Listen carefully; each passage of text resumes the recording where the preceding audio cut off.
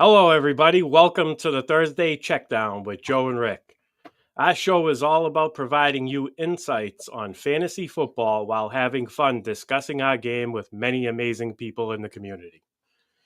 Tonight, we bring you a familiar face who specializes in deep research of fantasy football analytics. Somebody who is always looking at every angle to maximize their edge to winning fantasy football leagues. I guess you could say somebody who studies the science of our game. That somebody is none other than at the Mike Media, Mr. Dennis Michelsen of Science of Fantasy Football. Great to have you on, Dennis. How are you this evening? I'm doing fantastic. It's great to be here. I'm all about the science, guys, because this is a game of statistics, okay? But you need to let the statistics tell the story instead of trying to use the statistics like a drunk uses a light pole. And too many of us in the fantasy football world, we tend to do that. And even I catch myself trying to find that elusive stat that backs up my opinion. But the professor, John Bush, who I work with over at the Science of Fantasy Football, he's been able to keep me real honest over the last 3 years, and that's a full-time job. Well, we're excited to have you, and we're going to talk about some statistics and what's good and what's not good.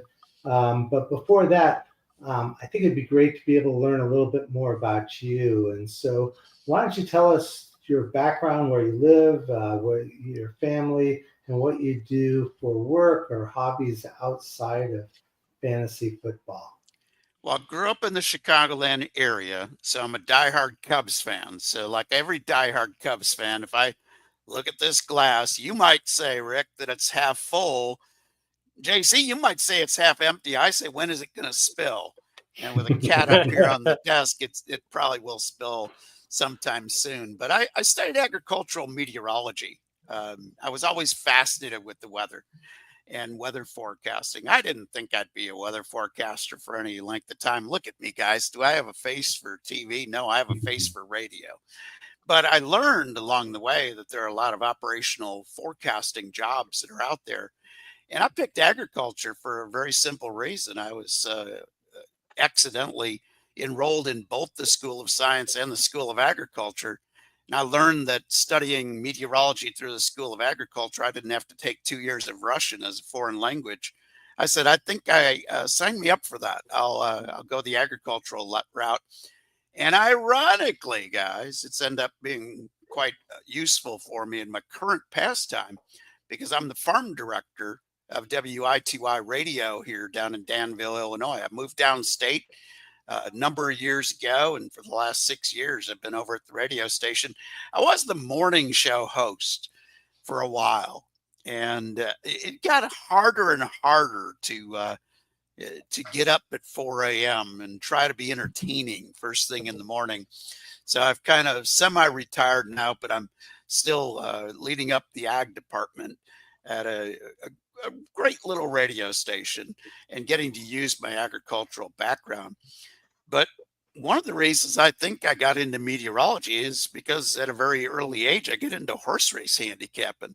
Before I was legal to bet on the ponies, I was figuring out ways using statistics to handicap harness racing, the ones where they pull the buggy behind them. And when I was 15, I got to make my debut as a professional horse race handicapper. Of course, since I was under 18, they couldn't put my name on the sheet yet. So they put my dad's name, Bud, on the sheet. But I got to be the handicapper. I love that, Dennis. You know why I love that? Because I played fantasy football contests as a teenager under my mom's name. There you go. See, there's always a way around the rules, guys. But no, and I think both the horse race handicapping background and also the meteorology background kind of gave me an understanding of sort of the range of outcomes that are possible in any forecasting situation. When you're forecasting the weather, it's kind of tough. It's right. Meteorology is a science. Okay. I can tell you everything about the science of meteorology, but weather forecasting is an art. And that's the big difference. But it's very similar to fantasy football because I get such a kick out of everybody on fantasy football Twitter when they're so sure about every single player in the league. And a lot of times this time of the year, somebody says, well, what do you think about so and so? I'm like, well, he could be good, because the reality is he could be good. But in addition to doing the agriculture department there at the radio station, I also call Frisbee football games, a sport called Ultimate Disc. There's a pro team in Chicago. And ever since about, I think it was 2016 or 17, I've been their play-by-play announcer. Even though I That's moved awesome. away, the game is so much fun and so challenging to call that I keep going up for the games every year. And I've just enjoyed it. They keep me young. You might notice I ain't a young guy anymore. But, you hang You out got with, the energy though, Dennis. You got the energy. you hang out with a bunch of young guys who can throw a Frisbee 80 yards, and you have a lot of fun. But I do that, and I do some play-by-play for auto races. Done play-by-play my whole career, in addition to doing radio weather reports. But I'm just a sports junkie, guys, and football has become sort of my favorite sport because of fantasy football. Right. Because you have a chance to win money, and all you got to do to And win it's only that, it's only 1 or 2 days a week. It's yeah, not yeah, yeah. all, yeah. It's The not the all only week. Yeah. thing the only thing you got to do to beat the odds and win more money than the other guys, to beat the consensus. That's it. It's not like in horse race handicapping, man. I can't just beat the consensus because there's a huge rake on that pool every race. The rake is smaller in fantasy football, and I only got to take on 11 other people, and I kind of like that challenge, and I've kind of gotten good over it over the years. But it's that's what I do. Do some radio, kind of still do some weather forecasting, both at the radio station and just for different events across the country. You never stop being a weather forecaster and a weather geek. Just always enjoy that. But that's kind of what I do. I try to stay out of trouble the rest of the time. I will say this: the weather thing is an art because I'm on the coast of Massachusetts, Oh yeah. and it can be raining in here, but it's like 10 inches of snow 15 minutes to the left. Oh Like, yeah. yeah, so And it's like, even crazier in the summertime. I was always a weather geek. So I remember when I was a teenager, we went up to Bar Harbor, Maine, and we decided we were going to go deep sea fishing for the day. And it was a beautiful sunny morning. It was already in the 70s. It was great area. beautiful. It's a great area.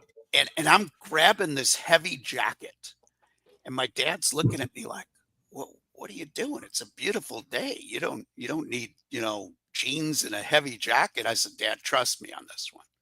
We go a couple miles off the coast. You're going to want as much clothing as you have available. And it was like 50 degrees, cold Atlantic in June. And, my dad's like, how'd you know that?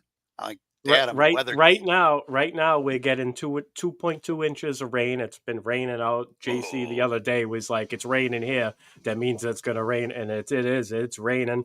It's the kind that blows around, and then the wind, and it's cold. Oh, It's yeah. just like, I can't believe this is Memorial Day weekend. Like, it's insane. You get about 2 months of summer. The rest of the time it's very unpredictable. And the Frisbee football thing, I just want to say, my daughter plays softball at Tufts Park in Medford. Tufts College. You've heard of that, I'm sure. Yep. They have this big open field, and they have a league, and they play way out in the outfield, like out of the area, and it's pretty cool. I've never seen that before, but it's like I see some nice catches. I'm like, damn, that was a nice catch. It's a pretty cool game, yeah. I played a little Ultimate Disc, which is disc football, but what it's kind of fun to watch on TV now is all the disc golf that's being televised, and you're seeing these not only long, but, being able to curve around trees and get it, and then even I guess they carry like 3 or 4 discs, one for the driver, one for the putter. It's a lot of fun to watch. Awesome. All right. So, Dennis, when did you stop playing fantasy football? How long have you been playing? Tell us about your first league. I want to hear it.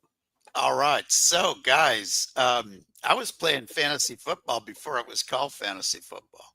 Nice. Because back in the 70s, Oof, the 1970s, yes, we were a bunch of degenerates that were looking for things to gamble on. And we thought, what would be cool is if we picked players from pro football and we counted how many touchdowns they scored. And whoever picked the guy with the most touchdowns would win the pot. So we had 6 guys. We picked 6 players, and we're only counting touchdowns. And how much are those for? 6 points. So, of course, we called it 6 packs because we didn't know what the heck to call it. So we were playing fantasy football, if you will. All we were doing is counting touchdowns, though. Yeah, the very first player ever. That counts. Yeah, the very first player ever drafted was Chuck Foreman. He was a touchdown machine in the 70s for the Minnesota Vikings. But as far as real fantasy football, I got introduced to it United Airlines. When I got there in 1991, there was a league among the dispatchers. This is pre-internet days, folks. So right. Yep. You had the first rule you had to agree to in fantasy football in the early 90s was, which newspaper are we going to use for the official stats? That kind of thing. USA Today. Yeah, USA Today was always the one. It was the Boston Herald for me. Because you had people out of town, that were. You had to have something you could get at the airport. So. Yep. You had to call your opponent and tell them your lineup, so there's no cheating. Yep. Nice. So I played in a couple of leagues then, and then I discovered it was funny. In 1995, I talked the work into getting the internet in the office because I was forecasting the weather for San Francisco, and online you could get a camera view of San Francisco from the tower that you could actually move and position the way you wanted to see if the clouds were coming in the gap, it was called out there. And it gave you a little advance notice over reading the teletype and seeing the weather reports.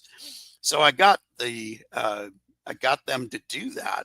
So of course, as soon as that happened, I discovered ESPN had leagues already. So I joined a league on ESPN, and I'll never forget it, guys, because I got called into the boss's office because I had worked a midnight shift on overtime. And then I came in 2 days later on my regular day shift.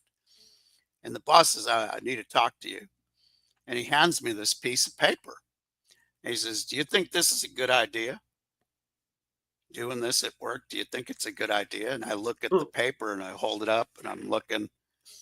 I'm like, oh my goodness, it's the trade I made 2 nights ago. How did this? He got routed to somebody's email that told on me and gave it to the boss. And I looked and I said, now it was a really dumb idea, but I really needed a running back. And that's all I said. And he was livid because, of course, I said, I won't do it again, boss. Back then, it was like fantasy football. Like, it's not like it is now. Like, it's so casual now. Yeah. Yeah. So, but anyway, so I've been playing, from before the world of the internet, but really started playing a lot more once we got into the mid to late 90s, and actually got a gig in, I guess it was 98 or 99 season.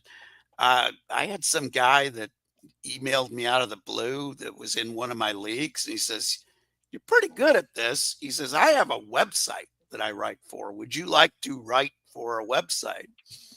And I said, okay, what am I going to get any pay for this? The guy said, yeah, I'll give you $25 an article. I'm like, oh, okay, what the hell? I'm going to do this stuff anyway. So I started, but I didn't want to write. I'd already been busted at work for making a trade. By the way, I got Emmett Smith, and the reason it was a bad idea is 2 days later, that was when he hurt himself on Monday Night Football. So now I was without a running back again, and I'd given up a couple of players to get him. But I figured I got to write under a different name. So ironically, this is where the irony comes in, guys. I called myself the Fantasy Contrarian and went by my old nickname from school growing up, which was the Professor. And now who do I work with? A real professor. So I can't use the professor thing anymore. But the website, I called myself Professor Contrarian. I was the fantasy football contrarian. And, maybe the first one, because I'm sure there's been others since then. But I wrote under that name so I couldn't get busted. But unfortunately, that website went out of business in the early 2000s. So I was writing 3 articles a week for them, and they were actually paying me. So it was working out pretty good, but it was a lot of fun. One of my favorite things I was ever asked to do at that website, I think it was the first one that would call themselves Fantasy Gauntlet years ago. But one of the things they asked me to do is they said, we want you to find the absolute worst keeper team that you can find on Yahoo Sports. We want you to rebuild that team over the next 3 years to a champion. And if you can do that, we will pay you a bonus. And I was like, all right, fine. That's pretty cool, yeah. So I did. I picked up a team that it finished dead last the year before, and somebody wanted that, didn't want the team anymore. So I grabbed it. And it wasn't a pay league, it was just a free league. But I'm like, it gives me content. And hey, my boss said if in 3 years I get a championship, that I'll be good. Well, I started wheeling and dealing in this keeper league. And, mainly I was like, well, hell, I got more than 4 guys I want to keep. So I started trading the good guys, and I built around a couple of guys. And I got lucky too. I got a couple of draft picks, and it was kind of interesting because when you were redrafting the team in a keeper league, the rookies were mixed in with the veterans. And I was already of the opinion that I didn't want an ordinary veteran. So I took a chance on some rookies, and I'd have my whole roster filled up with rookies other than my core starters.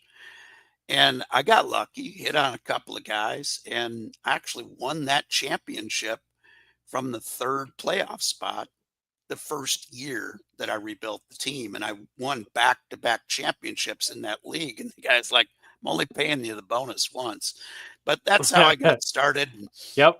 That's how you know you got that's how you know you got something. So I got out of it. Yeah. So I got out of doing fantasy football writing after the Gauntlet.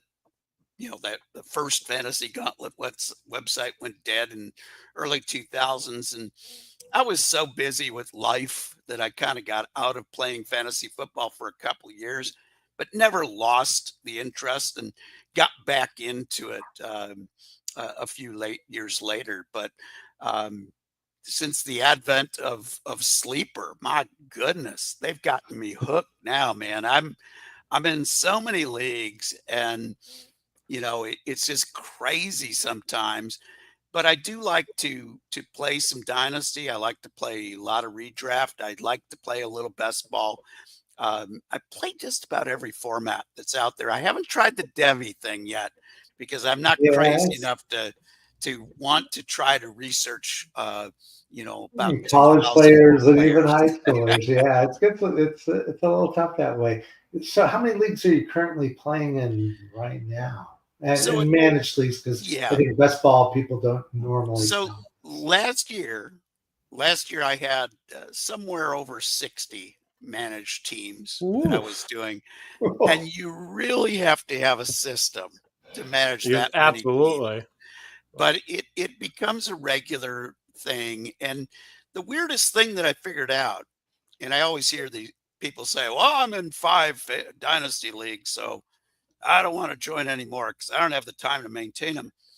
I figured out it takes me about the same amount of time, with the exception of setting lineups. It takes me about the same amount of time to run 5 leagues or to play in 5 as it does to play in 30 dynasty teams. I got all the knowledge that I would have. And the great thing about playing more leagues, and of course, my kids are grown. I don't have any other distractions. Work isn't even really a distraction. That's a good place So right there. That's a yeah, great so it's place. all perfect. So I've got a lot of spare time and it's my hobby. I enjoy it. And I learn from each league that I play in. And I like to jump in, you know, sort of, maybe this is my whole lifetime. I've been, if I see a thing on the TV about the local dog pound having too many animals, I always end up adopting one. Okay. So in fantasy football, if I make the decision that I'm going to join a new fantasy league in Dynasty, I adopt an orphan as well. Yeah. And that way I kind of keep the health of the industry going, because there's nothing more depressing than when a good fantasy football team you have. I was in a league with some guys from England. We actually had some guys from England. We had one guy from Spain. We had 2 from Australia and 1 from New Zealand. We had an international flair lineup of a league. It was kind of an experimental league that this guy wanted to try with some special rules. And so it was a free league. Well, I had 3 first-round draft picks this year, and the league folded, damn it. Oh. So I'm like, man, I had it, man. I've been competitive, Yeah. but now I was going to have it.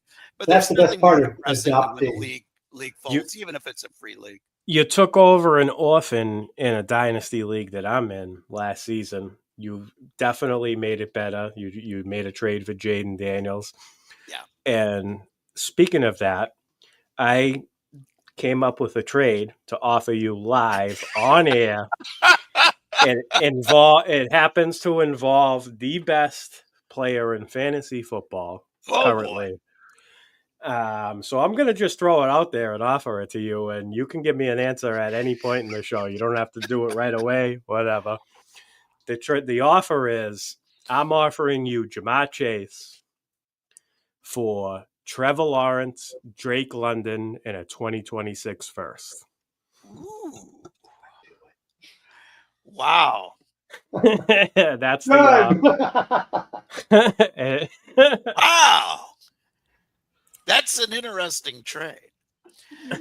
So that gets us to a great subject here. In fantasy football, in dynasty fantasy football, a trade is only great if it makes your team better.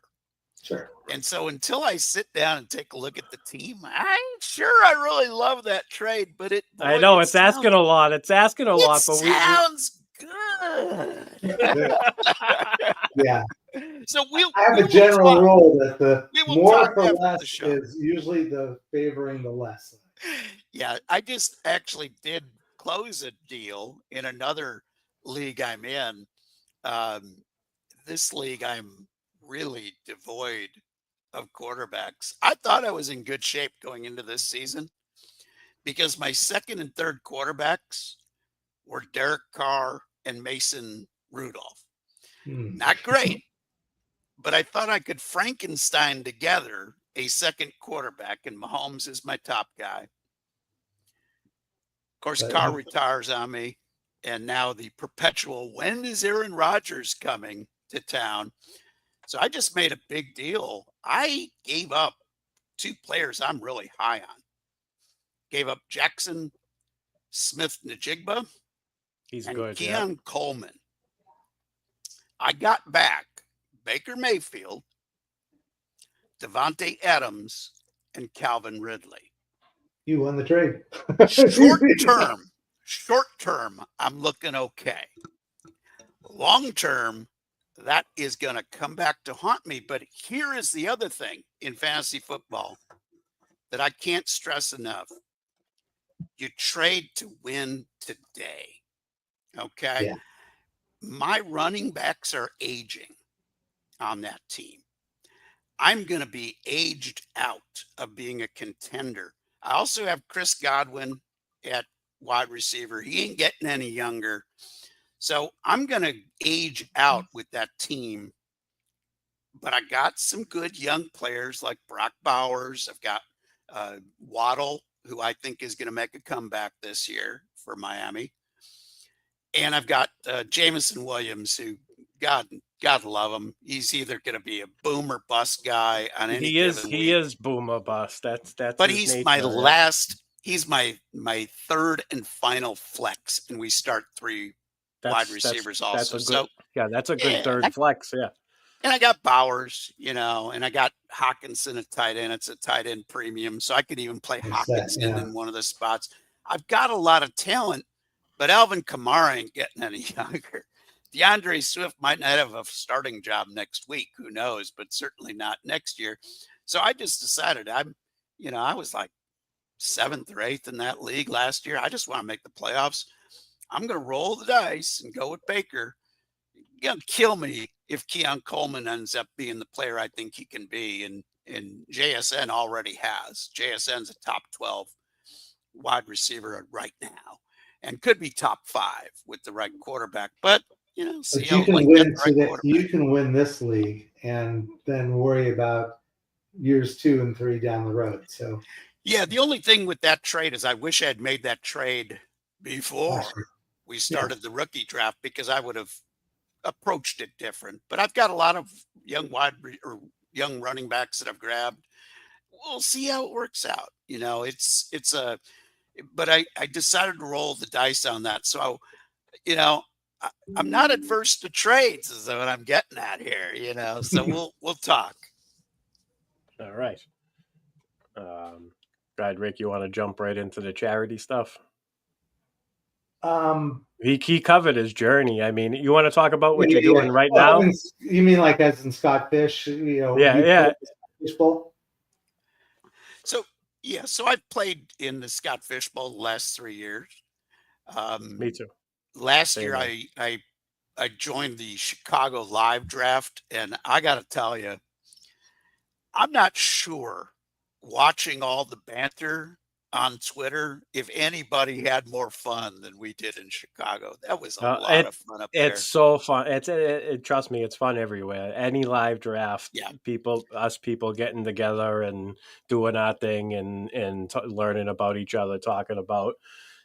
One thing you realize is we're all really, really the same. Like almost to the bone. Like outside of fantasy football as well. And what surprised me, guys, is I'm very vocal on Twitter, but I don't really connect a lot with guys. If they want to chat me up, great. They want to talk, great. They want to discuss players, great. But I don't really get too deep into those discussions a lot of times. I'm just defending my takes and defending my players. I was surprised at how many people wanted to meet me at the live draft. I was like, man, I'm a nobody in this industry, guys. I have fun with it and I do research it. And when it comes to some of the numbers in the sport, maybe I've got a more unique take than a lot of people, and I might know more about some things than other people, but not a big name. I'm never going to be a big name in this industry. I don't want to be a big name on Sirius or anything else. I enjoy doing what I do with the professor. We have a good time together. We are trying to get some folks in the industry to understand we need things like definitions. What's a sleeper? This guy, I'm going to the moon with this guy. What the hell does that mean? Like, if you don't have a definition for something in science, it's worthless. If I say it's going to be hot tomorrow, well, what's hot? What does that mean? Yeah. What does hot mean? Hot for Houston is 99 to 100. Yeah. 79 and muggy is hot over here.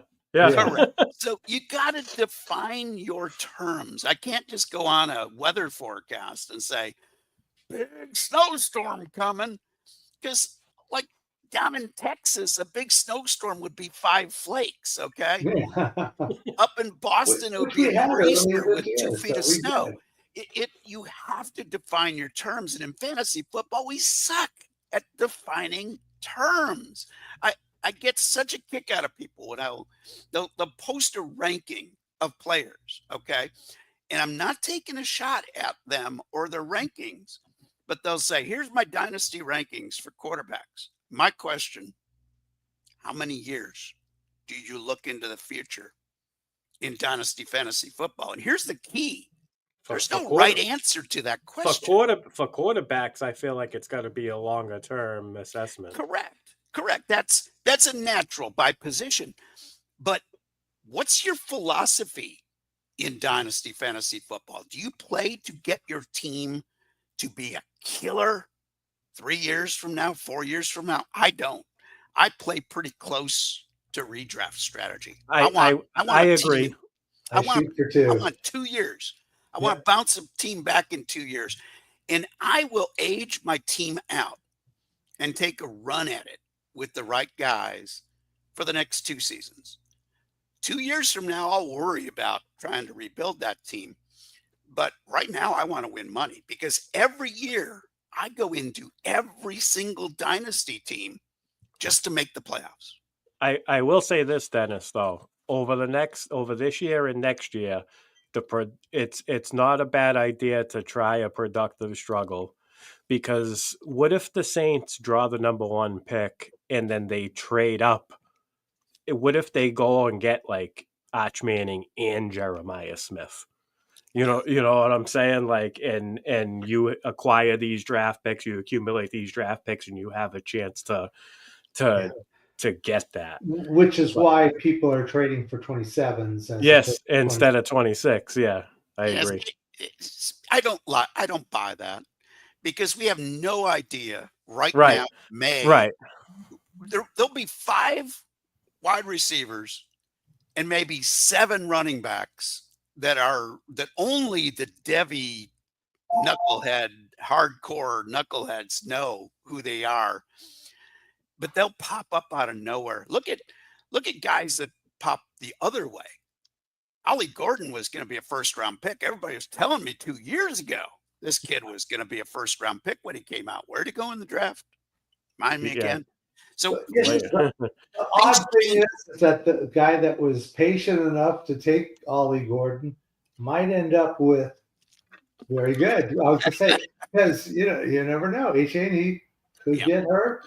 Jalen Wright's kind of underperformed already last year. So Wright's just a question mark. And so all of a sudden, they may, and there is no Mostert anymore. So they have Madison. They did sign Madison, but one of those guys, I feel like one of those guys is going to get cut before the season starts. One of his is going to get cut, but here's the thing. Let's say Shane goes down with an injury. Okay. Let's say Wright isn't, or even misses time. Yeah. And they don't think Wright is the guy. Okay. What do? You Frankenstein the position. You got Gordon, who can be your first and second down back, and you got Madison, who can be a decent third down back. Like, that's the way it would probably go. And it might even go that way with Gordon and Wright as the duo. You don't know. And that's the thing in fantasy football. If I was to say, why have I had as much success as I've had? It's because I am honest enough to say, I don't know. So I build a strategy that makes me look good no matter what happens. Case in point, this is another thing I learned from weather forecasting. So for many years, I was covering auto racing as a business. I was a freelance writer. I'd do some photography. I did some PR for some young racers. And I'd show up at a track, and the guys were like, man, you are always prepared. We can tell you are a weather forecaster. You are always prepared for whatever crazy swings of weather we get. And I'm just sitting there going, yeah, I'm really good at this. And then I'd walk away snickering. I'm like, guys, I got like 8 different jackets in the back of the car. Because as a weather forecaster, I never want to look like an idiot. Okay. So I got coats. When I throw something in there, I don't take it out the rest of the season. So I've got 8 different coats. I got hats. I got gloves. I got everything. I can handle anything from 40 to about 95. And I'm equally comfortable because I got extra pairs of shorts. I got extra shoes. I can handle it. I got the rain gear. But that's how I attack fantasy football as well. I have a strategy, and then I have a backup strategy in case my original strategy sucks. Yeah. And in Dynasty Fantasy Football, it's easy. It's like the guy's got a pulse and he's on a roster. I'm grabbing him. That's how you end up with Mike Tyson theory of everyone's got a plan originally. Yeah. You get punched. But if the guy is on a roster in a dynasty league, he better be on your roster. That's how I've ended up with guys like Rico Dowdle off free agency, Geno Smith before he was starting at quarterback. If they're on the roster, find a place to put them on your roster if you have a need at that position, and they will cash in and you will look like a genius. And all it was, hey, I didn't know, so I took 5 of them, that kind of strategy. In Dynasty, one thing I like to do too, I know in redraft I'm against it, but in Dynasty it like makes sense, and that's grabbing the handcuffs in the backups if you have the player already, because if something happens, you have it. Or if there's a guy ahead of both of them and that person leaves the team for whatever reason, you get 2 guys that move up. And I love that. I love that strategy in Dynasty. Yeah. For instance, I've got a couple of teams where I had A. Shane drafted right to fill him out. And then now I'm grabbing Ollie Gordon. Now, a couple of years from now, I could have 2 starters. Okay. Right. Yeah. Right now, I'm guaranteed I've got 1, but I'm going to change your mind today about using that strategy in redraft. Yeah, I have a feeling I know where you're going. I don't use the strategy in redraft. I'm against it in redraft because I'm going to change redraft your mind because other guys because I'm going to give you the easiest strategy to adapt to in redraft. Okay, don't put any ordinary wide receivers on your roster. That allows you to carry more running backs, and that allows you to carry the handcuff. And I'll tell you why that's a good idea. There are exceptions, Dennis, but generally, yeah. But when you own the handcuff to your own player, you only need 1 injury to make that guy valuable. If you have somebody else's handcuff, your starter needs to get hurt, and the handcuffs starter needs to get hurt.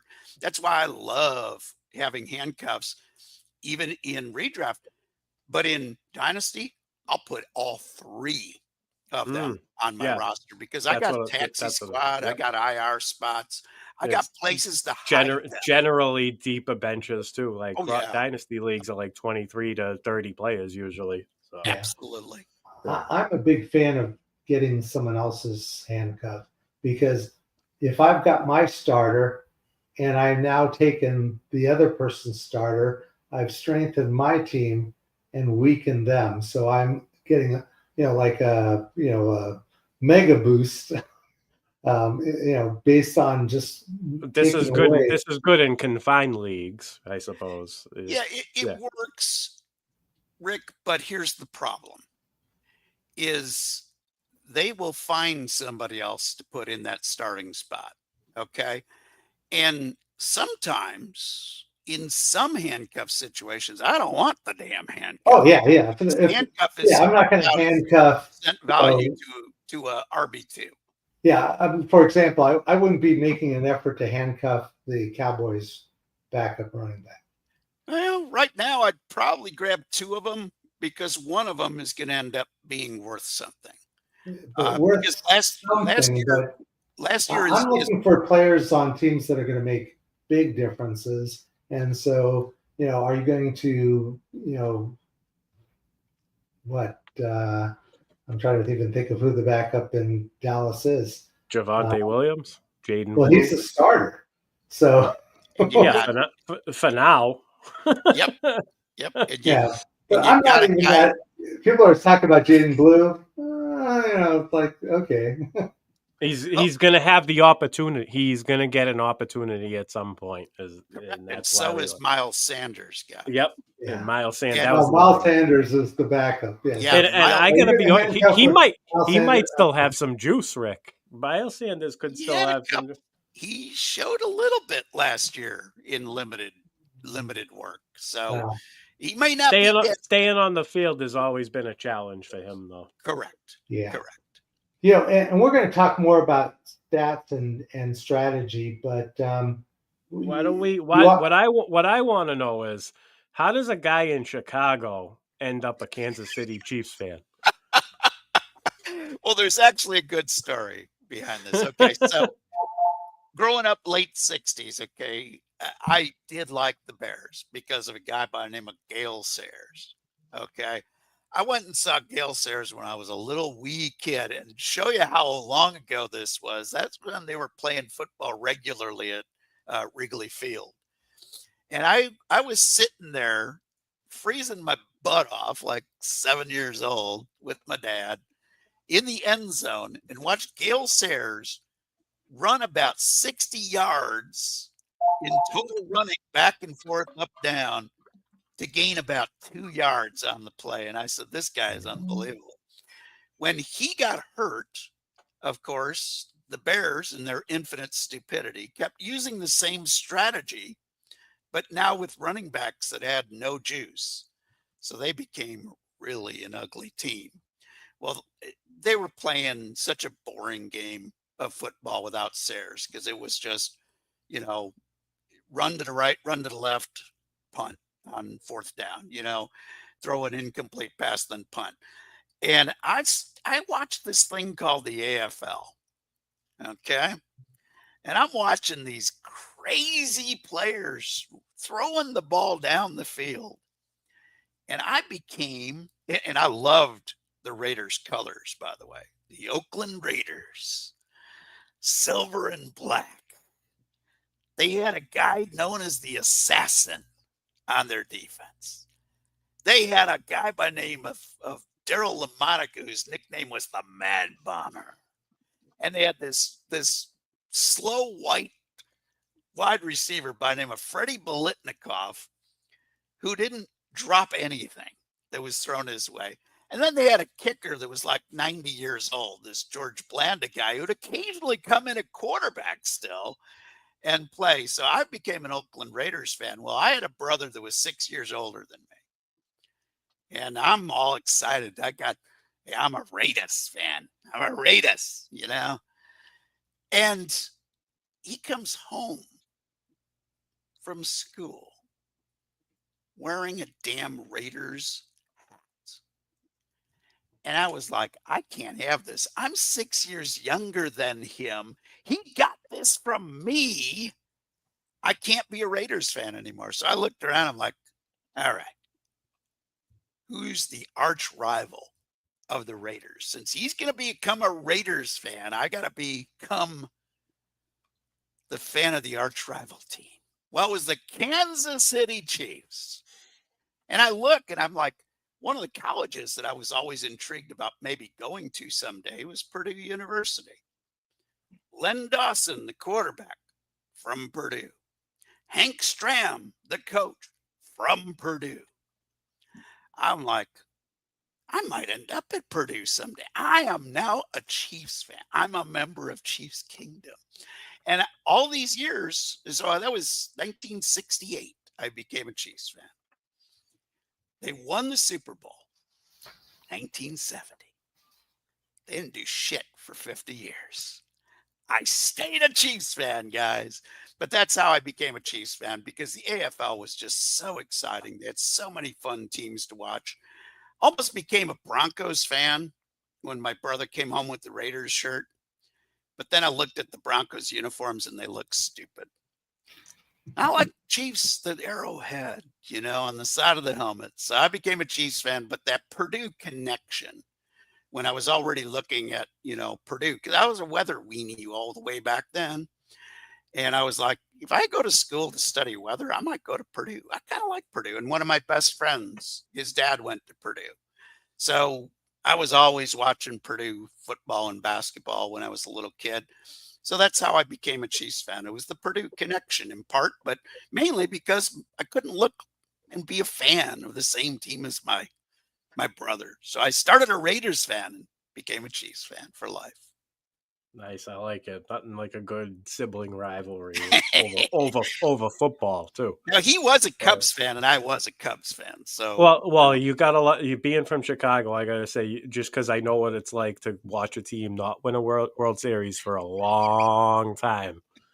You got to stay true to your Chicago Cubs. Yeah. Yep. And Wrigley Field is awesome too. Yeah. Every 108 years, whether we need a championship or not.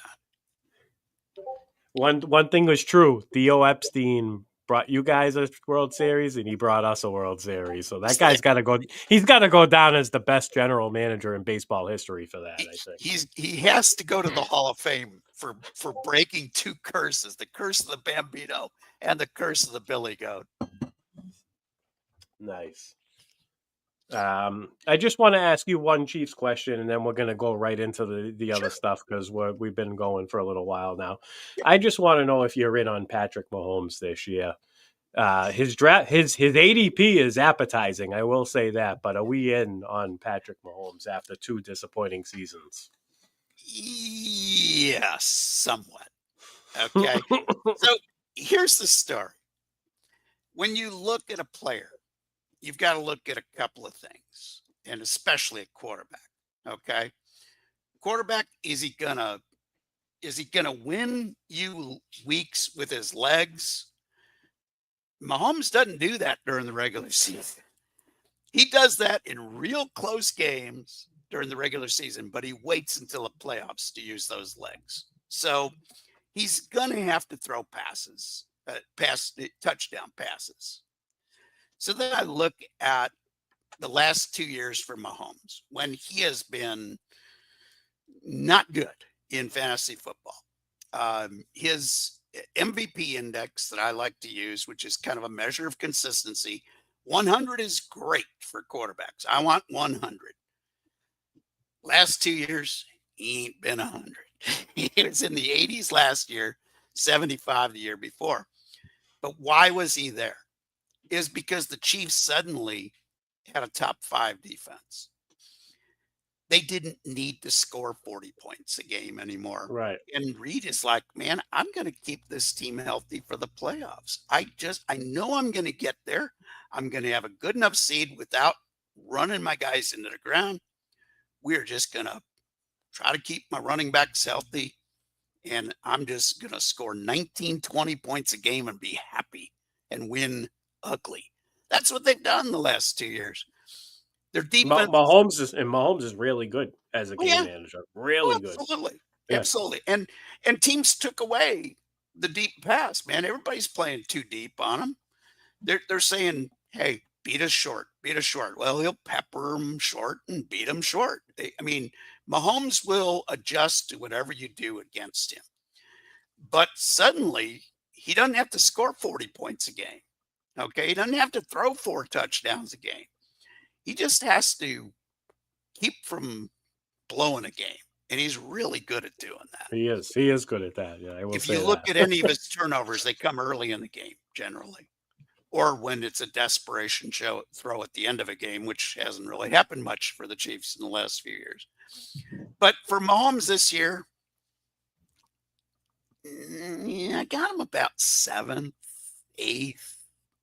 And you look at the range of outcomes, he's got more upside than downside because the defense. I'll agree with that. Yeah, the defense isn't as good. I think the Simmons kid is going to be a heck of a left tackle for him, the rookie. I think he's going to be better than what they were doing at left tackle last 2 years. Now, that's not to take away from what Thuney did at the end of the year, because that was nothing short of a miracle.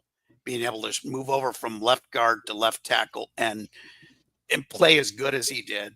That was phenomenal. I'm going to miss that guy. But they're better at left tackle.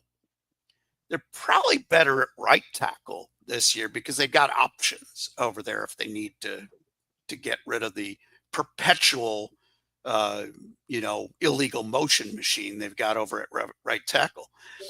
But because he's going to have better protection and he's going to have better receivers with Rice and Worthy, and now with this Royals kid and Rashard Smith, he's the closest thing they've had to Jet McKinnon since Jet McKinnon, was not re-signed. All of a sudden, you've got a lot more tools for him, so he's got some upside. When it comes to drafting quarterbacks, he's one of the guys that is on my list. He's not at the top of the list. Joe Burrow's there, but he floats. What I've noticed in some drafts, he floats sometimes to the end of the 6th round, 7th round. And that's when he's. Yeah. If I miss on Burrows, I think I might be in on him there too. 7th, like at that point. Yeah, if I miss on Burrows, I'm gonna be looking hard at Mahomes. And last year I didn't. Last year I was like, man, this is a great defense. They're better than they were the year before. The only thing that saved Mahomes owners is that Pacheco got hurt because they couldn't lean on the running game as much. But Mahomes is one of those guys that any given week he can throw you 4 touchdown passes, and he's real consistent too. He didn't have the super big games last year, but he didn't have any dog games that hurt you either. So even though you got him to be greater than he was, he didn't hurt your team. He kept you in the running at quarterback. What kills me though is I mentioned this stat a lot. He had 10 games where he had less than 2 passing touchdowns. Yep.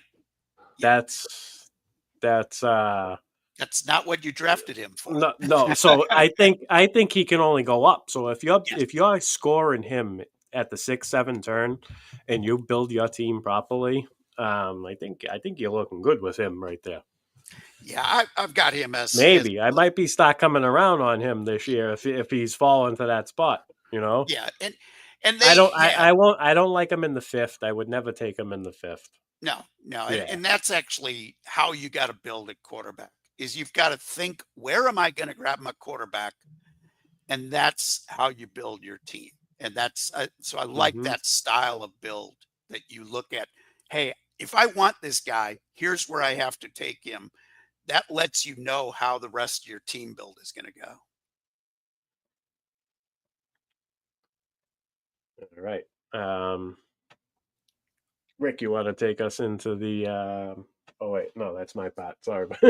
Now, we'll dive into some 2025 fantasy football, but before we do that, I want to ask you, Dennis, about your MVP index and your opportunity index, the process behind that. Explain it to us, because we're going to evaluate one player at each position later on and using these tools. Perfect. So the MVP index was a long time in the coming. So I was one of those guys that was always trying to project what everybody was going to score in football terms. How many touchdowns this guy can have. I was doing projections 30 some years ago. Okay. And here's what I noticed.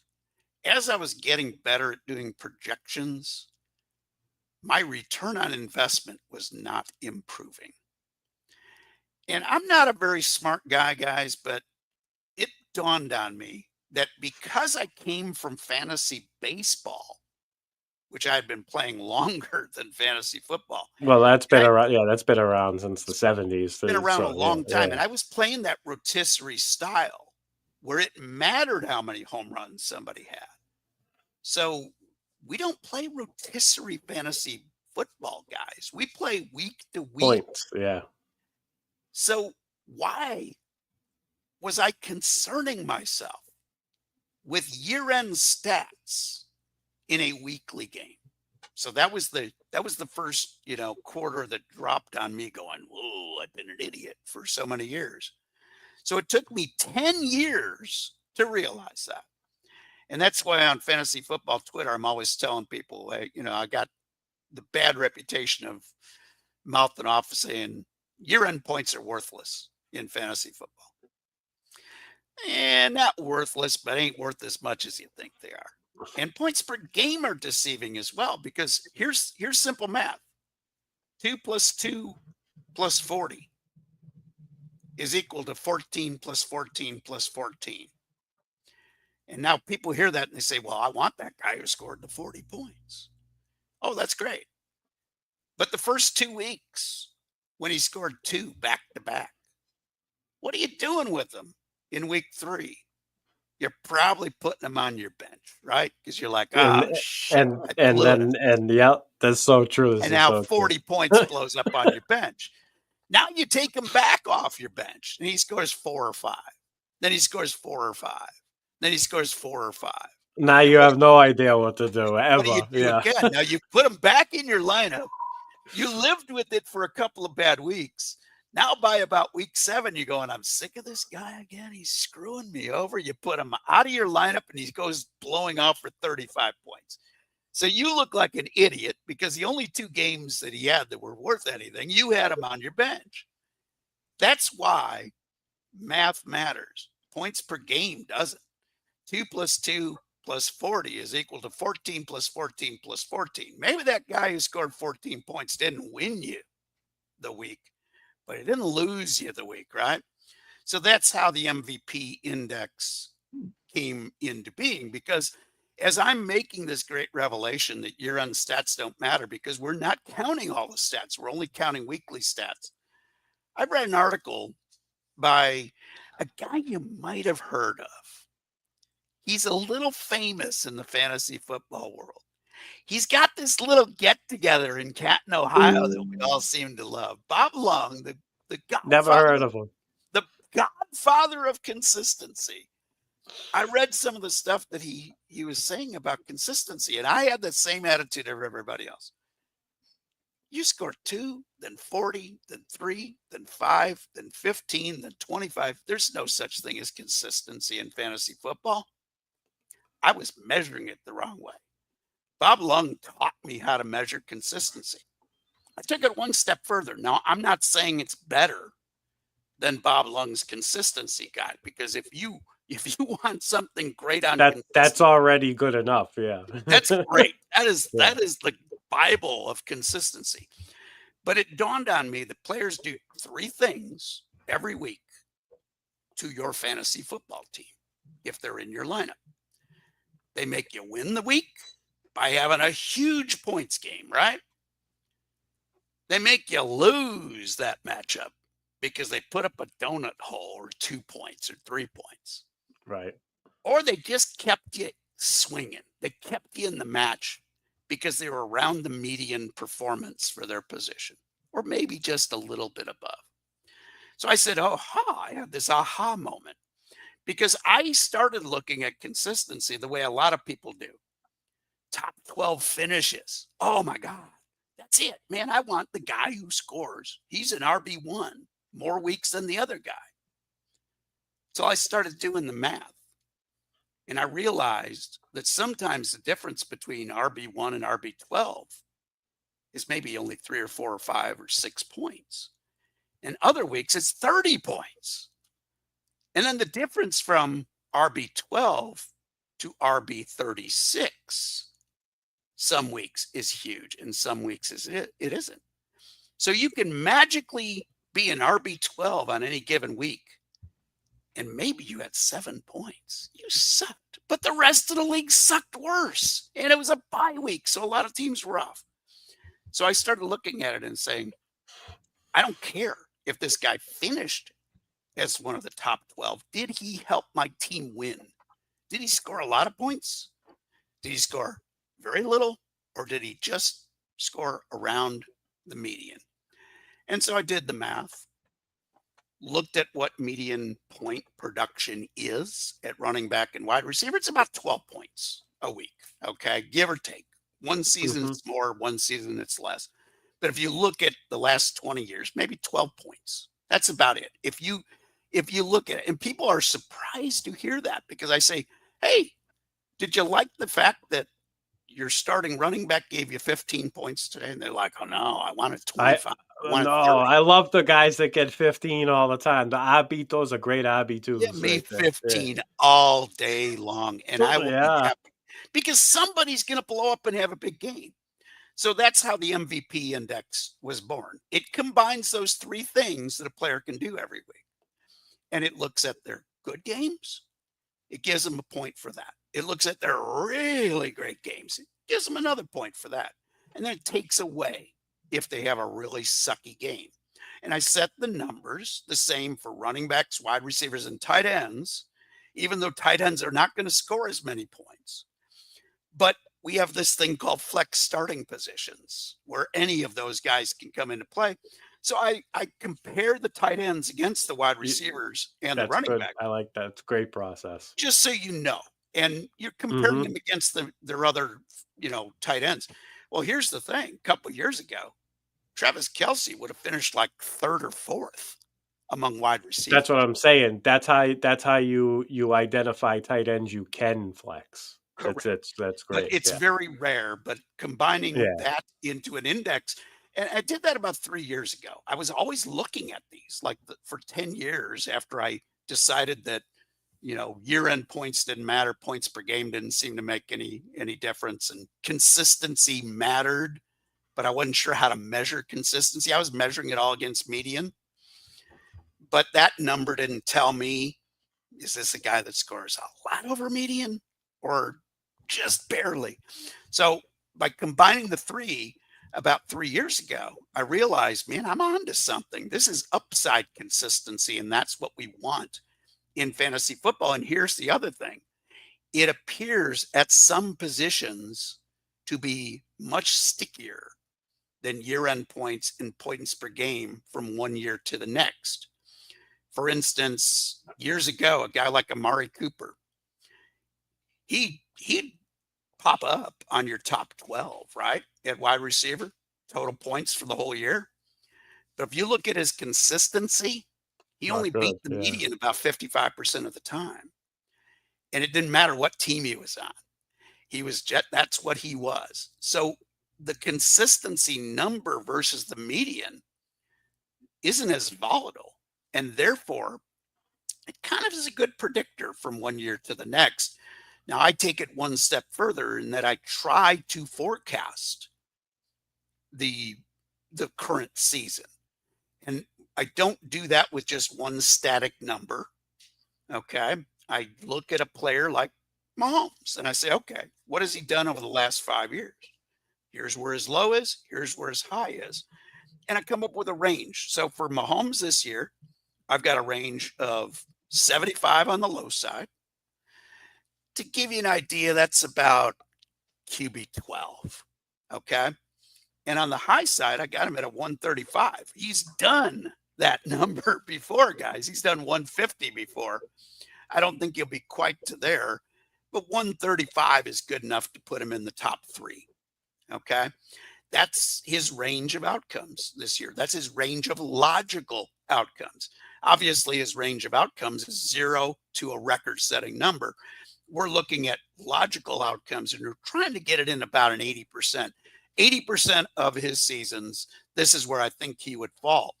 Some players have a wide range, some have a small range. His is pretty wide. It's about 8 players, 8 positions long. That's pretty large. Not so bad if you're grabbing a guy 8th or 9th at quarterback. It would suck if you're grabbing a guy 3rd off the board at quarterback. And that's why I think he's kind of in play for me this year. And I saw in a tweet, it may have even been earlier today, you mentioned an opportunity index, and it looked like you were trying to apply it for rookies. Is that the right track? Rookies, young players, and players changing teams. Okay. So I did some research. I like that. This is good. Yeah. Yeah. So I did some research and I looked at the numbers, and I'll even grab the numbers so I'm not lying to you. I got Paper, pages, the paper. pages I and love it. pages of notes, man. But here, that's every player that's changed teams here, or I should say, has had that top running back position taken away in the last 5 years. And of the 65 guys that were replaced, okay, every single one of them had an MVP index under 100. Now it's only 65 data points, but that's pretty telling because the guys that kept their jobs varied from 141, 159, all the way down to 69. But the guys who lost their jobs had one thing in common. They were all under 100. When I saw that, I was like, opportunity index. We've got a name for this. So I look at the running backs from last year, and or more specifically, who's left on the roster going into this year. And I look at their MVP index, and I subtract that performance from the number 100, and that's how I come up with an opportunity index. So Ashton Jonty should come as no surprise. His MVP or his opportunity index is 100 because everybody left on that team really sucks. So not only was he the first running back taken, but he's just the only way he doesn't win that job is if he either really sucks at football, which is unlikely, or he gets hurt. And we can't forecast injuries. Puts the ball on the ground too. You can't be putting the ball on the ground. So, well, here's the thing, though. I don't think he does, though. When there's nobody on the roster who was even over 50 on an MVP index last year, he's got a long leash. So the players that have been traded, and I'm thinking Barkley in particular, or moved or changed teams. Like Najee, like Najee Harris. Go ahead, Hubbard, maybe. Those are three that had really good years. So how are your opportunity indexes catching those players compared to, I guess the idea would be that, good running backs don't normally get traded. Correct. So I apply it the same way. Okay. So going into last year, and I didn't do the calculation. Opportunity index is brand new this season. But had I done the calculation, the opportunity index on the Baltimore Ravens, on the Houston Texans would have been well over 60. Anything over 60 seems to be a wide open job. And I would say even over 50, because what that means is that the remaining player on the roster had an MVP half of what it's perfect to replace them. So in other words, if you had less than 100, you were replaced 65 out of 65 times in the past. Now, here's the thing. Some of the guys kept their jobs, but it wasn't because there wasn't another guy on the roster to try to take their job. They just didn't end up taking it. But of the 65 who lost their jobs, every single one of them had an MVP index less than 100 the year before. That startled me when you see that kind of correlation. Now, 65 data points over 5 years, guys. As a scientist, I hate that number because it ain't very big. But it is what it is. And until somebody beats it, we had a perfect record so far. And it makes sense, though, when you look at it, because historically, to finish with an MVP index over 100, it means you finished in the top 13 at running back. So teams, if they don't get a top 13 running back, they're looking to replace him. And that makes perfect sense in real football terms as well. It does. And we're going to go into and apply your indexes to specific players at each position. But just one more question, and this is kind of getting into the science and the statistics. What stat or data do you find to be most predictive towards future performance? And then conversely, which ones do you think aren't very useful, or maybe even or misleading? Misleading is a good word I like to use for some of them. So fantasy points from last year suck. Okay. They tell you who stayed healthy. The turnover in the top 12 from one year to the next in total fantasy football points would startle you if you look at the data. And you can head over to scienceoffantasyfootball.com because Professor John Bush did the math and he shows the turnover. And at running back, it's horrendous. Like if you look at the top 36 and then you compare them to the top 36 the following year, it's frightening how few return and how many are left out. So I don't think fantasy points, total points, works at the running back position as a predictor for the next season. At quarterback, it's a little better. At some positions, it's better than others. And that's the key when it comes to statistics. I haven't found one statistic that is a magical deal that works better than anything else at all four positions. For instance, my MVP index seems to do really good with quarterbacks and with running backs. For wide receivers, it's not statistically better than other methods. But what it does is it gets you onto different players than the consensus, and that can be valuable. It has me avoiding some guys who haven't quite made it to being really consistent. So their targets might be 7 or 8 one week, 3 the next, then 10, then 2. I want guys who are over 7 targets as my WR1. I want a guy who's a target hog. And my MVP index does a good job of showing the guys that don't have the consistency, but it's not statistically better than points per game or some other variables that are out there at wide receiver. It just gets me on different players, and that's good too. But what the professor and I did over at Science of Fantasy Football last year on a beta test was actually quite interesting because we didn't know how it was going to work, but we were willing to put some money on it. So we drafted a bunch of our redraft teams over at FPPC where they have some tough competition.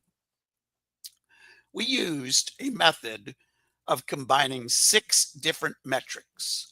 My MVP index, something I call an upside index, which I used to call Big Ten until the Big Ten threatened to sue me. Oh, I'm just kidding. They can't count. They couldn't sue me anyway. But it takes the player's best 10 games over the last 2 years and totals them up, has some rules to eliminate outlier games, and uses that as a statistic. Also had something called the best index, which I'm going to drop. It takes just the good games and leaves the bad games out. I thought it might work better for best ball. That's why I named it best index. And statistically, it's a non-starter as far as being any better than MVP. But then the professor's got a tool he calls COM.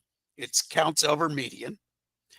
And he's got one that I dubbed the Bush Index because in weather forecasting, we love naming things like the Fujita Index in tornadoes, named after Ted Fujita, a brilliant scientist from the University of Chicago, who I had the pleasure of talking to many times in his career. Why he talked to a young forecaster like me and made me smarter, and it didn't cost me anything, I don't know. But anyway, nice guy. That's why. That's why. You just we name your indexes. Yeah, we name indexes after people. So I called it the Bush Index, and it looks at top finishes over the whole week, regardless of position. So we combined those metrics with Vegas props because we said, we never noticed a sports book getting smaller. Those people in Vegas are pretty smart. So we combined the 6 metrics and we said, okay, here's what we're doing. Early rounds, I want 0 red flags. I want guys that are pretty strong in all 6 indices. Because in weather forecasting, if a particular storm is living up to all of the different indices that we throw at it, we know that's one hell of a storm. So in the first few rounds of a draft, I want one hell of a player. I want him bulletproof, other than injuries. We can't predict injuries. You want to make a storm, right? I want a storm. So I Yeah. want guys that hit all 6 boxes. And we drafted teams based on that, guys. And here's the thing. We had maybe 5 players in the whole league that we said were bulletproof, that didn't quite live up to their billing on where they were drafted. They were pretty good, okay? None of them were flop. Other than injuries, not a single one of the guys we deemed safe in the first 3 rounds was a flop. We had 5 guys that underperformed.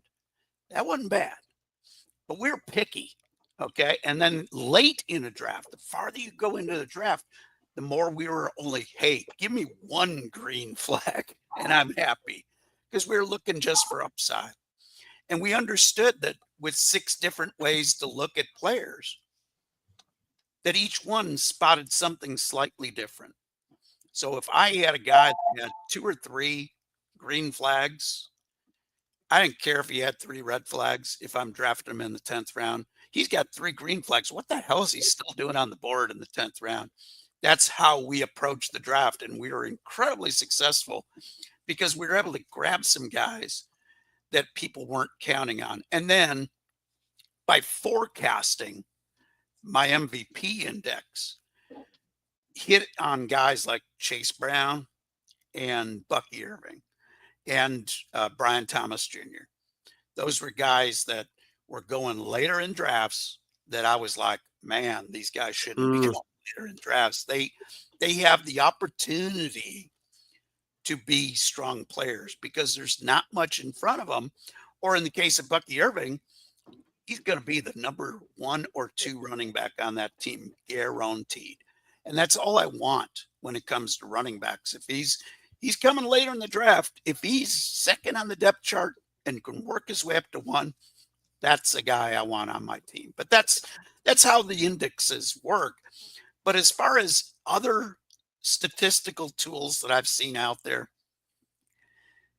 I don't know if air yards means anything. I don't know if, points above expectation or whatever, all these other crazy things. The one that gets me is yards per route run.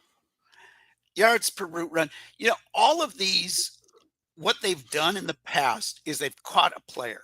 Okay.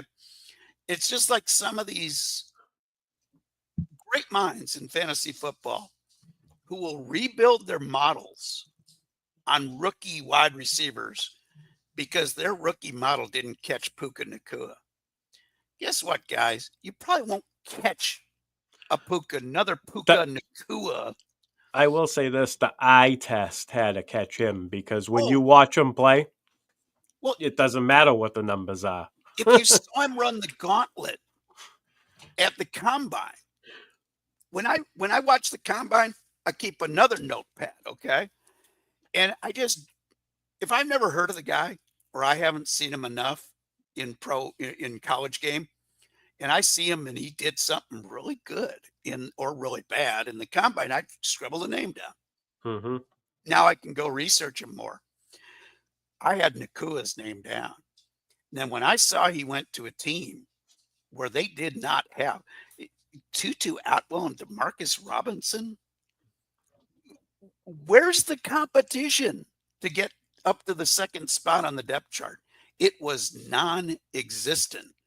Now, the opportunity index didn't exist back then, but that would have been a perfect score of 100 because those guys were below 0 with their MVP index. They suck. I'm sorry. In fantasy football, they suck. In real football, Demarcus Robinson is a valuable player. Good. Yeah, I agree with. Yeah, and he can catch a few passes. He was a former Chief, by the way. If you don't remember that. But, he had some good games, but no consistency. Tutu Atwell, no consistency. Nakua fit. So I was all over Nakua. I took him in the 19th round of a dynasty startup. And people were like, what did you just do? I'm like, I just invested in the future. I don't know if the guy's going to hit. But when I get to the 19th round in a dynasty draft, that's a great spot to take Puka Nakua. I want a guy who's going to be top 15, or I don't care if he's outside the top 50. I don't care. I don't want ordinary on my roster, period. So, that's the mentality that you have to play fantasy football with. I can pick up ordinary off the waivers every week. I can get a guy off the waivers to fill in at wide receiver or running back who can score me 4 points. I don't need to draft those guys. I need to hit on a big guy. And you look like, you look great when you pick a guy that late, or that early, I should say, in a dynasty startup. That was a big deal his rookie year because he was going 4th round in rookie drafts, guys. And I had a lot of Puka Nakua because I had a note scribbled on a pad from the combine. Loved the gauntlet. And who else had a good gauntlet? That you see the guys that have the good gauntlets, and they've done pretty good in the NFL. Yeah, I think last year, folks were, missing out on Ladd McConkey, and in part, much like you're describing the Rams, the Chargers had Quentin Johnson as his competition. Wide open. And so, and this year, and again, I've kind of voiced my, desire to draft as much as possible, but Jack Besh, he's going to and they've got Bowers, but he could have an opportunity to be number 2. Yeah. He could be. Well, he's definitely number 2 at wide receiver right now. Yeah. Like Trey Tucker, he's good. He's they got Jacoby Myers, right? Jacoby Myers is the one. He would be the wide receiver one there. But Besh can be number 2 at wide receiver. And I don't, when it comes to that, I don't care that Bowers is a target hog. I only look at the wide receivers. Okay. Yeah. Because what happens if Jacoby Myers goes down? Now you got Bowers and Besh. Now Bowers is likely looking at double teams in that scenario. Yeah. So that's how I look at it. But that's a good guy. He is that's what I meant by number 2. He was competing for number 2 on the team. Correct. Let me see. Correct. Sam, let me put up Sam's comment. Yep. Yeah, not many tight ends that dominate. Like, it wouldn't shock me if Bowers led the team in targets. There's some contingent upside with Besh. Yes. Oh yeah. Love that guy. Love that. Yeah. Love him as a player. Before he is landing position, he just seems to be NFL ready to me. Yeah. And again, I'm not a pro scout.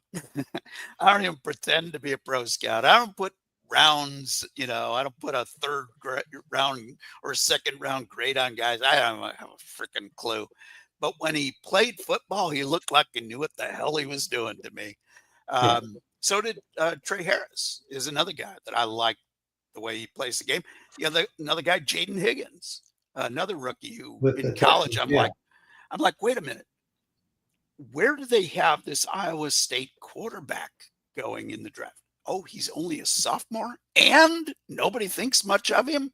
And Higgins looks this good. Ooh, give me some Jaden Higgins again with a good quarterback. Yeah. The other wide receiver who also went to the Texans also is a pretty good one in Noel as well. Yes. Yeah. So let's go ahead and try to plug some, and we'll try to go through this quickly because we're already through. Well, we just talked about a wide receiver. We knocked that one out. I mean, how about a tight end, Dennis? So give us a tight end. You wanna tell us. Steve, you want a somewhat chalk, or do you want a real long shot? Oh, I want one that when you did your process and your MVP index and your opportunity index and you combined it all and you assessed the player overall, I want one that stuck out to you and you were like, whoa, Okay. So obviously the number 1 and number 2 guys are Bowers and McBride. There's no argument about that with Right. my MVP either. I hate Bowers' draft position. In best ball now, he's going by pick 5. You know? Really? Is it that high? There's a tight end premium it FPPC, is. Yeah. Yeah, tight end, yeah. ADP is going number 5 in one quarterback leagues. I'm like, ooh, love the player, hate the position. McBride right now is going like middle, late second if he lasts that long, early second in some leagues. Don't like that either. Too early. So my tight ends that I'm targeting the old man this year. Kelsey is going to have a better season than where he's being drafted. See, Kelsey didn't have a bad season last year. He just had a bad season for being the number 1 or number 2 tight end taken. Right. I that's one thing I noticed myself. Good. I love that take. Yeah, so I've got him as my number 4 tight end, and I think he's going at a position in the draft where maybe I might target him in some drafts. But here's how I'm handling the tight end position this year. If I miss on McBride, or I decide, going too early for me, and he'll be gone by the time I come around in 3, and I like this guy better than McBride. So McBride is the first I'm looking at. If I miss on him, then it's Kelsey. If I miss on Kelsey, then it's Andrews or Hawkinson. If I miss on those guys, then it might be Njoku. If I'm still missing at that point, I'll take a shot at the rookie Loveland. Yeah. I think he's in a unique position, and he's cheap enough right now. He's not overpriced for what, he's going like the 11th tight end off the board. I kind of like him finishing maybe 6th to 8th, if the worst case. He's not going to be elite, but he ain't going to screw you. Yeah. And at the price he is at, that might not be bad. But my bailout tight end, and if I take him, I've already taken another tight end. Brenton Strange. Nice. Jacksonville. Yep. He's going way too late right now. He's either going to be like 6th to 8th or outside the top 25. Like, he's either going to suck at football and catching the ball, or he's going to be sort of like Evan Ingram light. Okay. And that is, of course, asking Trevor Lawrence to be a good quarterback. And I understand that that's asking a lot. But the other guy that I like is Ertz. Ertz was really good last year, and Ertz is being embarrassingly drafted, embarrassingly low. He's going to burn people, and I'll have Ertz on a lot of teams because if I miss on McBride, I'm taking 2 tight ends this year because Kelsey, Andrews, and Hawkinson are old. They come with injury risks and or old. And so I'll have either Ertz, Loveland, Strange, maybe Goddard, if Goddard doesn't get traded. Those are the guys that I target. So I kind of build tight end by looking at opportunities in the draft. Do you want to touch on running back? Joe Mixon. What the hell are people doing? Not taking this guy in the top 10. I understand. He could miss a couple of games. So what? You just draft the rookie to go with him. This is where handcuffing really pays off. Because if I grab Joe Mixon, if I grab Jonathan Taylor in this year's draft, I'm drafting the rookie to go with them because the rookie is going to win that second position. Yeah, and Damian the Pierce traded up to get Marks. So that's yeah. So Marks is a great guy to handcuff to Mixon. Now I got a starting running back every week except for their bye week. And I feel pretty good about that. And it's the same way with Jonathan Taylor, who has been a monster in the playoffs the last 2 seasons. He's won me 2 leagues the last 2 years because he just blew up the last 3 weeks of the season. add the rookie as your insurance policy. They're coming late. They're not being overdrafted. Giddens. I've been targeting Giddens in drafts. He's basically free. Yeah, and when it comes to Mixon, there's a stat within a stat that I like to look at. I like to look at the MVP index of the best 10 games the player had that season. So there were 9 running backs last year that had a best 10 game MVP over 150. Mixon was one of them. Mm. So that's why I love looking at those stats. And by the way, there were 5 tight ends who had a best 10 MVP over 120, and Kelsey is one of those. All right. Any rookie veteran situation you want to touch on? Like Najee Hampton, maybe? Well, I'm gonna go with one that you guys were kind of alluding to earlier. If Dak Prescott stays healthy, and now you got a lineup where you got Prescott, Lamb, and Pickens. As long as Pickens keeps his head in the game, he's a solid WR2 on that team. And he does different things than Lamb. So he's going to complement Lamb so well. So if you got a Prescott-led offense with that much firepower at wide receiver, there ain't no way teams are going to be loading the box against that team, right? Dallas did a heck of a job, at least on paper, of making their offensive line better as well.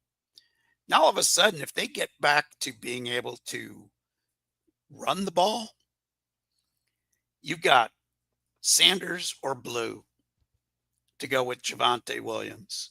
And Javonte, I know they signed him. God love him. I know they grabbed him, they went out and got him. But right now that MVP or that opportunity index is at a 67 for either Blue or Sanders to grab that spot. And the truth of the matter is, you might start as Sanders and transition to Blue. They're both cheap. Like, they're both free, basically, in redraft and best ball right now. I'll take the chances on 2 long shots. I might even grab them both, because in my drafting strategy, guys, which I call better than zero, I usually have 9 running backs on my roster because I only carry 4 or 5 wide receivers max. And is there a player you're fading? Well, yeah, there's a guy that I'm fading who'll probably be the tight end 1. Brock Bowers is too expensive.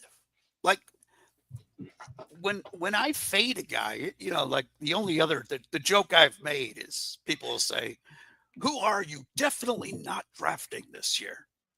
And I say, that's easy. I'm staying away from Henry Ruggs until his sentence is up and he's paroled. Because here's the thing, like, every player becomes a value at some point in the draft to take a chance on them. Do I love Miles Sanders, for instance? No. Do I think Blue is, a great rookie coming out of? No. No, yeah. Somebody's got to score touchdowns on the ground for Dallas. And if I'm right about Prescott having something left and being healthy this year and playing a full season, I mean, who are you going to try to stop? Are you going to try to stop Lamb and Pickens? Or are you going to worry about putting 8 in the box to stop Sanders or Blue? I think they won't be doing that because Ferguson's pretty good in the slot and over the middle. Ferguson's okay. Like, Ferguson, I like better in real football than I do in fantasy. Well, Dak likes to lean on the tight end when they take away his top weapons. That's one thing and they've got 2 good ones for real football, because Schoonmaker is a pretty good blocking tight end who's also decent out. He just doesn't. Neither one of them is consistent enough to be on my fantasy team, but they're both good real NFL tight ends. You said it. The running back his position is open. So it's wide open and it's cheap. Not only is it wide open, it's cheap. Those are the two things that I love because, maybe the guy hits and he's something. He doesn't have to be a top 12. If he's top 24, that's a guy who's going to be valuable on your team at some point this year. I'm just looking at guys that have upside. When I'm looking late in the draft, I want upside, and opportunity is upside. Especially if you do a zero running back build, those are the guys you want to target. Yeah, and I hate that. I hate. No, I know that. I know that, but if you put the right guys together, you can Correct. create a ceiling that you can't if you just have the same guy all the time. I hate using strategies like zero RB or even hero RB or even stud RB, because when I go into a draft, I want to be able to move and go with the flow. What if I'm drafting 12th and Brock Bowers falls to me at the turn? All of a sudden, the guy I told you I'm fading at 5, man, I'm grabbing. Because you get 2 picks, right? And then I'm probably coming back with Sun God at 13 because he'll probably still be on the board. Those are the kinds of picks that I love because, for instance, the Sun God at wide receiver, he's got MVP totals of 129, 143, and 120 the last 3 years. Nobody else has been over 120 3 years in a row and played 10 or more games 3 years in a row. Jefferson didn't even do that because he didn't play 10 games 2 years ago. Chase didn't do that because when Burrow went down, Chase's MVP fell to under 90. The one guy who's been over 120 every single season and played full seasons is the Sun God. And he should be gone by the 6th or 7th pick in every draft, and he's not. He's making it to the turn, and he's going to make people at that tail end of the draft. He's going to make them a lot of money this year. In that Ashton Genty pushes him back a little bit. Yeah, and I love Genty too. I mean, I got Genty priced to be a first-round pick, but I don't like rookies that didn't play against SEC competition in the first round. That's asking a lot. I agree. I felt the same way about Bijan. I did get him in some spots, but I wasn't necessarily like, I'm gonna pick him.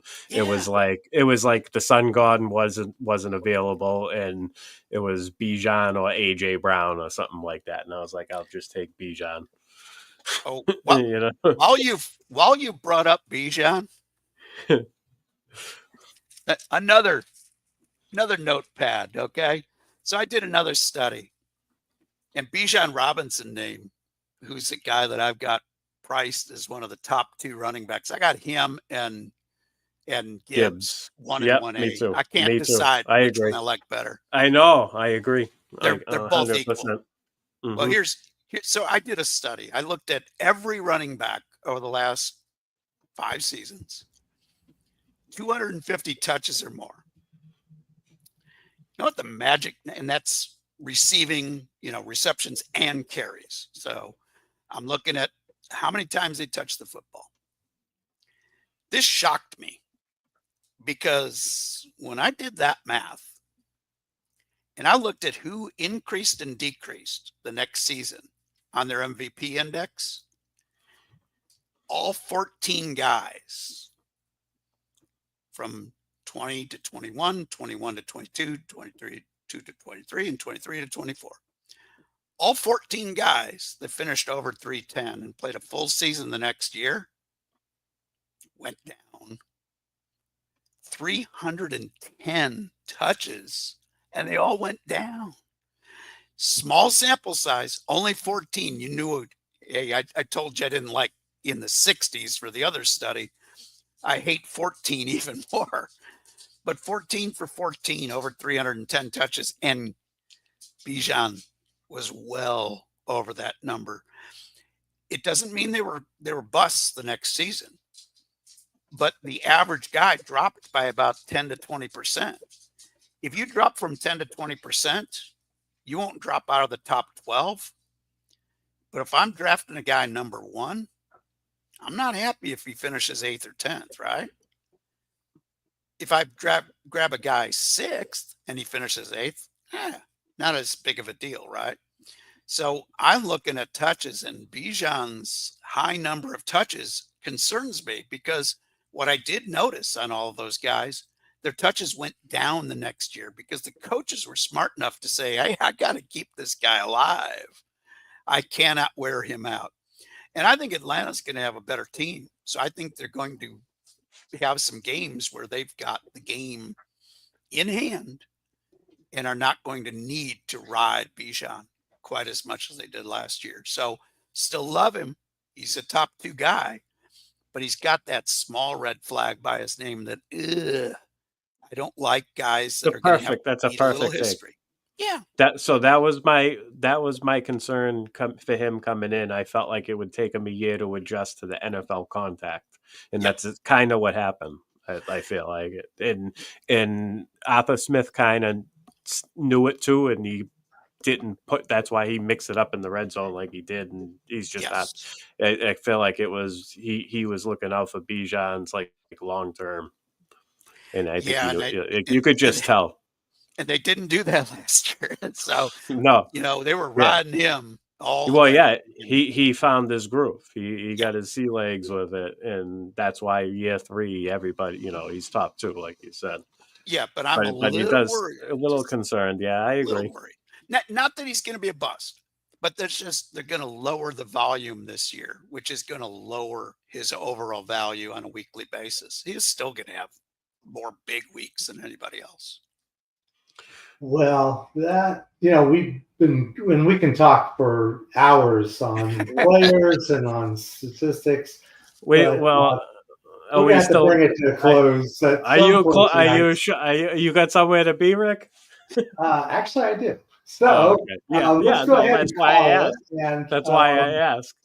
So thanks, Dennis. This has been a great show, and just the sheer amount of information you share, as well as your enthusiasm about football and just life in general, just made this show just a fun time. Why don't you go ahead and remind people where they can find your content? My content and Professor John Bush's content all over at a website called scienceoffantasyfootball.com. Hey, it's kind of an ugly looking website. Okay. It's like going inside the laboratory of 2 scientists. There's a lot of mess on the old lab floor, but no, all kidding aside, it's a great site that the professor's put together. He's got a bunch of his videos that I encourage you to go find your way over to his YouTube channel as well and see a lot of his great lesson plans. This man was a professor. A real professor, biology professor over 30 years, folks. He knows how to teach, and he knows how to explain things to you. But all of our data over there, I'll have 2 new articles coming out where I talk about the art of forecasting. And here's the thing that Professor and I both want to encourage people. The old adage, you give a man a fish and, he learn how to, you'll feed him for a day. You teach him how to fish, he'll learn how to drink beer all afternoon. In our case, we don't want to teach you how to drink beer while you're doing your fantasy football draft. We want to teach you how to get your competition drunk at the live draft so you take advantage of them while you stay sober. But no, all kidding aside, what we want to teach is this whole concept of making yourself a smarter fantasy football player. I can take somebody else's cheat sheet and I'll beat them with it because I know how to utilize ADP information. It's not about a ranking from 1st to 25th.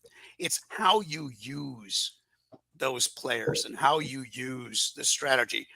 Professor breaks down ADP better than anybody else I've ever seen. I've learned from the professor, and so can you. And you might learn a thing or 2 from me about the MVP index and opportunity index.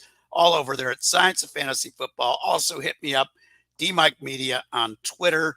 Always looking for people to debate issues and players and stats. I love get into fantasy football discussions because guess what, guys? I ain't always right. And I learn a lot from other smart people in the industry.